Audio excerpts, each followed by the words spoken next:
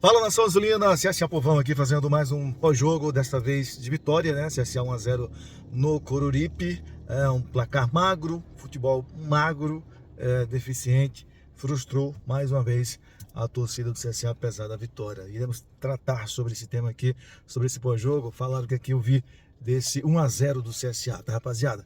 Olha só, antes, quero pedir para você deixar o like para fortalecer, que é fundamental, aquele protocolozinho. Deixa o like, inscreva-se no canal, você que ainda não é inscrito, tá bom? Vamos lá.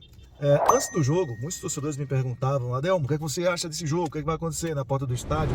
Ali, a gente ali fazendo aquele pré-jogo, ali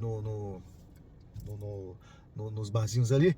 E o torcedor me perguntando, eu disse, velho, o CSA precisa vencer. Não apenas vencer, mas convencer.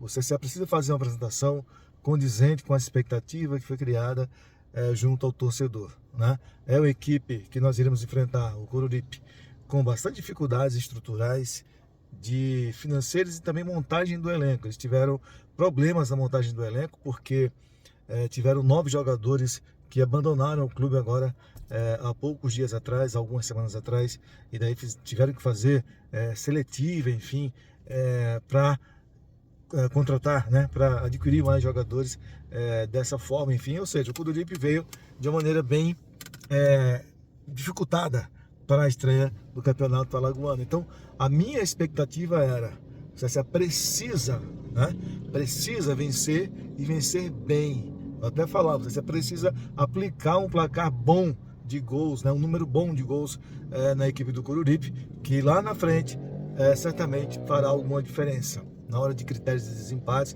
já que é um campeonato de tiro curto. Não foi isso que aconteceu. Apesar de nós, torcedores todos, esperarmos que isso acontecesse, que o CSA realmente tivesse que fazer uma apresentação digna das cores do CSA diante de um Coruripe frágil, o CSA foi muito mal. O Rogério Corrêa me surpreendeu de uma forma negativa na hora da escalação. Eu falava várias vezes, inclusive no pré-jogo de ontem, eu dizia, cara, ele não irá com 2 volantes para esse jogo.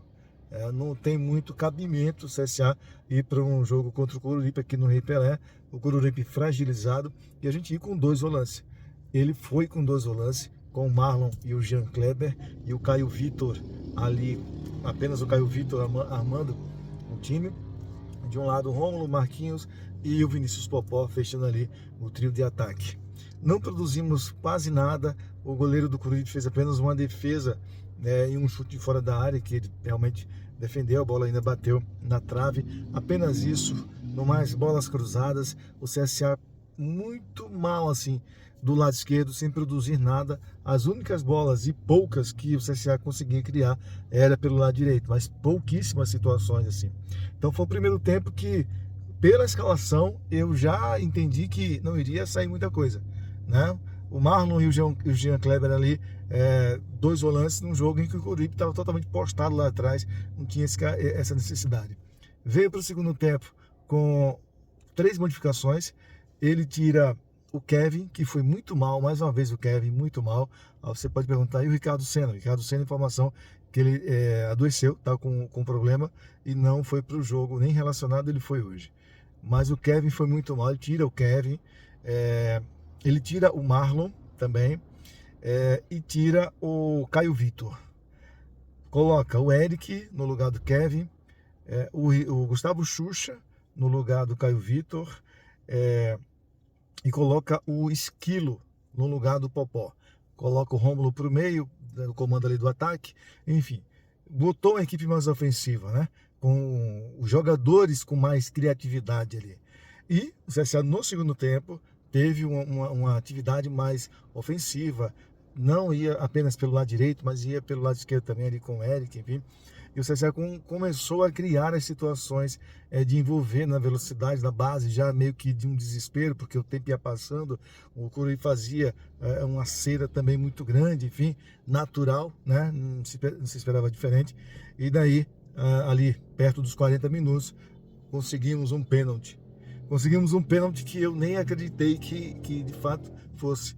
Só quando o juiz correu, ele apitou, todo mundo foi para cima dele, ele correu ali para a marca do pênalti.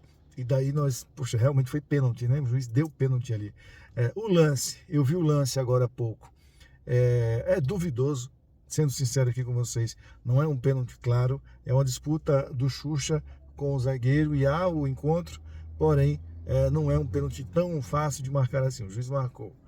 O Gustavo Xuxa foi lá, entrou, pegou a bola e fez o gol, deslocou do goleiro, bateu no canto direito, o goleiro foi para o outro lado, 1-0 para o CSA, meio que tirou uma tonelada das costas, tanto dos jogadores como do próprio técnico e da nossa torcida, velho.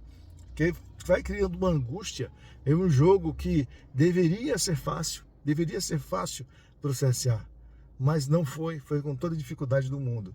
Uma coisa que eu quero acrescentar aqui para vocês de forma positiva foi a entrada do Xuxa. Realmente ele meio que deu um ânimo a mais à equipe, mobilidade muito grande ali, e realmente tirou aquele marasmo que estava na equipe CSA do primeiro tempo. Poxa, jogar contra o Coruripe aqui dentro com 2 volantes, o Rogério Corrêa precisa repensar isso aí. De fato, precisa repensar. Perdemos um primeiro tempo inteiro com essa escalação do Rogério. Kevin, na lateral esquerda, realmente muito mal, mais uma vez, muito mal. Eu já tinha visto o jogo treino do Kevin contra o Sub-20 lá no CT. Ele realmente muito mal. No jogo contra o Iguatu, muito mal. Hoje, de novo, muito mal.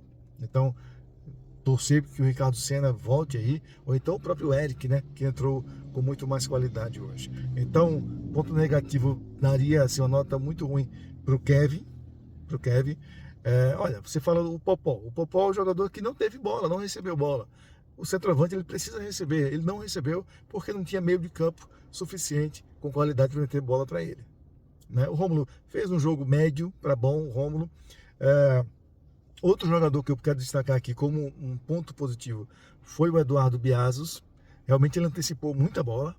O Coruripe atrás, o CSA em cima, e quando o Coruripe retomava a bola, metia para frente para o atacante, e o Eduardo antecipou todas elas e ganhou todos os duelos.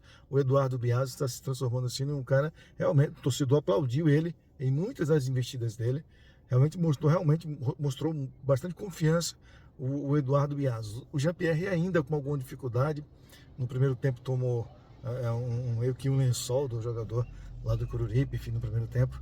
Mas pontos positivos eu quero destacar: o Xuxa, que entrou muito bem, o Eduardo Biazos, né, que foi muito bem, enfim, Rômulo mais ou menos, assim, de médio para bom. Os demais, muito na média ou abaixo da média, né? Dizer para vocês que o CSA ganhou o jogo, ganhou os 3 pontos, não teve tanto sufoco depois que fez 1-0, não recuou tanto. O jogo se parecia muito com o jogo do Iguatu, que o CSA fez o gol e daí ficou tomando sufoco, mas não foi por esse caminho. O CSA ficou controlando o jogo naturalmente. Uma falta que eu sinto muito nessa equipe do CSA é um jogador de quebrar a linha. Quando você pega uma equipe muito postada, como foi o Coruripe, foi o Iguatu, e serão muitas as equipes que vêm jogar contra o CSA aqui no Repelé, elas vão jogar recuadas, você ter a falta, o problema é a falta de um jogador que quebre uma linha com um drible, seja no meio de campo ou seja nas pontas. O CSA sem esse jogador, para enfrentar equipes que venham para se defender, como foi o Coruripe, como foi o Iguatu e muitas outras que viram pela frente, sofre, porque fica tocando para um lado, tocando para o outro, e o jogo não evolui.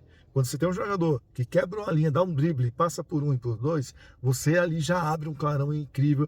Um jogador que está lá atrás vai ter que se antecipar para fazer a cobertura, abre espaço para o outro. Então, enquanto o CSA não tiver o Alisson Farias, o próprio Niltinho, né, e o Marcinho ali no meio, eu acho que a gente vai ter essas dificuldades. Essas dificuldades ainda irão ocorrer com o CSA.